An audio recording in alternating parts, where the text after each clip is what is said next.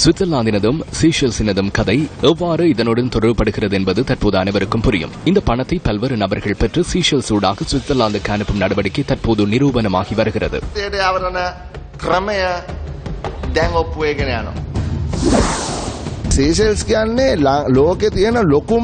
Seychelles என்பது உலகில் அதிகளவு நிதி தூய்தாக்கல் இடம்பெறும் நாடாகும்.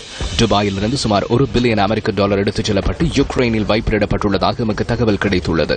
$1 பில்லியன் என்றால் $130 பில்லியன் ரூபாவாகும். இது அவருடைய பணம்.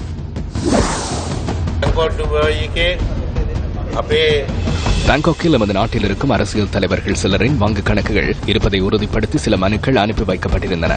நான் அவற்றை நிதியமைச்சரிடம் ஒப்படைத்துள்ளேன். அந்த நாட்டில் வங்கியொன்றில் பணியாற்றும் இலங்கையர்களே இதனை பெற்றுக் கொண்டுள்ளனர். அவர்கள் பேங்க் ஸ்கிரீனை புகைப்படம் எடுத்து அனுப்பியுள்ளனர்.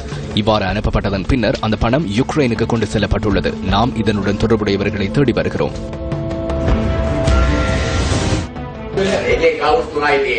அதற்கு 3 காரணங்களே உள்ளன. அரச குடும்ப உறுப்பினர் ஒருவரின் கணக்கில் $1.086 பில்லியன் காணப்படுகின்றது. அத்துடன் அந்த குடும்பத்தின் நெருங்கிய வர்த்தகரான முன்னாள் பாராளுமன்ற உறுப்பினர் ஒருவரும் சம்பந்தப்பட்டுள்ளார். அவரது கணக்கில் $500 மில்லியன் அதிகமான தொகை வைப்பிலிடப்பட்டுள்ளது. 3வது கணக்கு அப்போதிருந்த செயலாளர் ஒருவருடையதாகும். அந்த செயலாளர் மற்றும் நிறுவன தலைவர் ஆகியோரின் இணைந்த கணக்கில் $1.7 பில்லியன் வைப்பிலிடப்பட்டுள்ளது.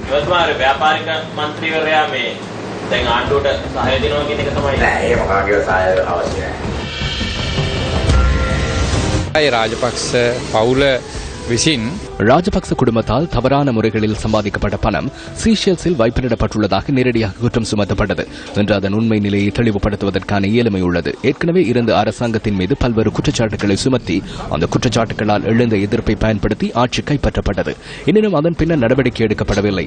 விமர்சனங்கள் முன்வைப்பதில் இருந்த வேகம் நம்பத்தகுந்த ஆதாரங்களை முன்வைப்பதில் இல்லை என்ற விமர்சனம் பலரால் முன்வைக்கப்படுகிறது. முன்னாள் ஆட்சியாளர்கள் தொடர்பில் நாம் ஏதேனும் குற்றச்சாட்டுகளை முன்வைத்திருந்தால் அவை ஆதாரமற்ற குற்றச்சாட்டுகள் அல்ல.